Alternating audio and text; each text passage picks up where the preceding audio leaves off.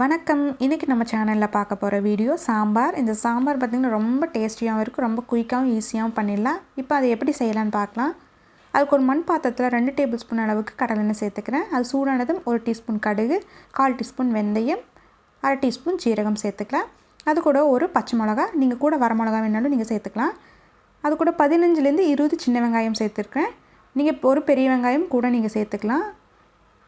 வெங்காயம் வதங்கினதுக்கப்புறம் ஒரு பெரிய சைஸ் தக்காளி நான் சேர்த்துக்கிறேன். ஏன்னா இதில் புளி நம்ம சேர்த்த போகிறோம், அதனால் தக்காளி நான் கம்மியாக சேர்த்துக்கிறேன். இப்போ தக்காளி நல்லா வதங்கிருச்சு. இது கூட கொஞ்சமாக கருவேப்பிலை சேர்த்துக்கலாம். இந்த சாம்பாருக்கு தேவையான அளவு காய் எடுத்திருக்கேன். ஒரு உருளைக்கிழங்கு தோலோடு நான் கட் பண்ணி வச்சுருக்கேன். 2 கத்திரிக்காய், ஒரு கேரட் எடுத்திருக்கேன். நீங்கள் இது கூட முருங்கைக்காய் வேணாலும் சேர்த்துக்கலாம், முள்ளங்கியும் சேர்த்துக்கலாம். உங்களோட விருப்பம், எந்த காய் வேணாலும் நீங்கள் சேர்த்துக்கலாம். இப்போ நம்ம சேர்த்துட்ட காயெல்லாம் இந்த எண்ணெயிலே ஒரு 2 நிமிஷம் நல்லா வதங்கட்டும். இந்த காய்க்கு தேவையான அளவு உப்பு சேர்த்துக்கலாம். உப்பு சேர்த்துட்டு நம்ம என்ன பண்ண போகிறோன்னா, நான் 1 கப்பு துவரம்பருப்பை ஒரு 3 விசில் விட்டு எடுத்து வச்சுருக்கேன்.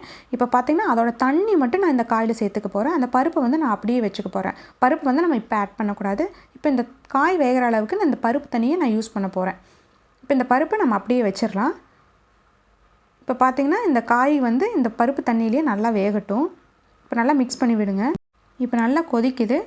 இந்த காய் பார்த்திங்கன்னா பாதி வெந்துருச்சு. இந்த ஸ்டேஜில் 2 டேபிள் ஸ்பூன் அளவுக்கு நான் சாம்பார் பொடி, வீட்லேயே அரைச்ச சாம்பார் பொடி நான் சேர்த்துக்கிறேன். சேர்த்துட்டு இந்த காய் இன்னும் வேகிறதுக்கு அளவுக்கு தண்ணி சேர்த்து மூடி போட்டு ஒரு 5லேருந்து 10 நிமிஷம் நம்ம லோ ஃப்ளேம்லேயே குக் பண்ணிக்கலாம். இப்போ ஓப்பன் பண்ணி பார்க்கலாம். இப்போ காய் நல்லா வெந்துருச்சு. காய் வெந்ததுக்கப்புறம் நம்ம எடுத்து வச்சுருக்க பருப்பு, இந்த பருப்பு நான் நல்லா மத்து வச்சு கடைஞ்சி வச்சுருக்கேன்.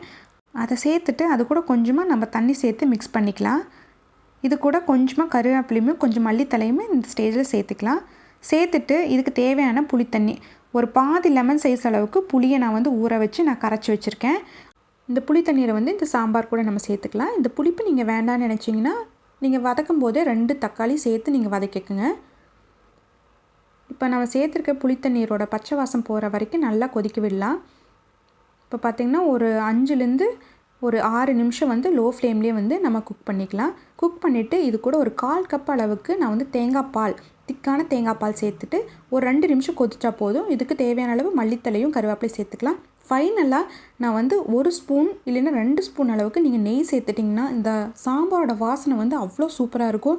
நீங்கள் இந்த சாம்பார் சாதம் செய்கிறோம்னா அதுக்கு தனியாக வறுத்து அரைக்க எதுவுமே தேவையில்லை. நம்ம சாதம் நல்லா குழைய வச்சுட்டு இந்த சாம்பார் உள்ளே ஊற்றி மிக்ஸ் பண்ணி ஃபைனலாக 2 ஸ்பூன் நெய் சேர்த்துட்டு கூட ஒரு அப்பளம் வச்சு அந்த சாம்பார் சாதம் சாப்பிடும்போது அவ்வளோ அருமையாக இருக்குங்க. நீங்களும் வீட்டில் ட்ரை பண்ணி பாருங்கள். நம்மளுக்கு குயிக்கான சாம்பார் ரெடி ஆயிடுச்சு. இது சாதத்துக்கு, இட்லி, தோசைக்கு கூட வச்சு சாப்பிடும்போது அவ்வளோ நல்லா இருக்குங்க. நீங்களும் வீட்டில் ட்ரை பண்ணி பார்த்துட்டு உங்கள் ஃப்ரெண்ட்ஸ்க்கு ஷேர் பண்ணுங்கள்.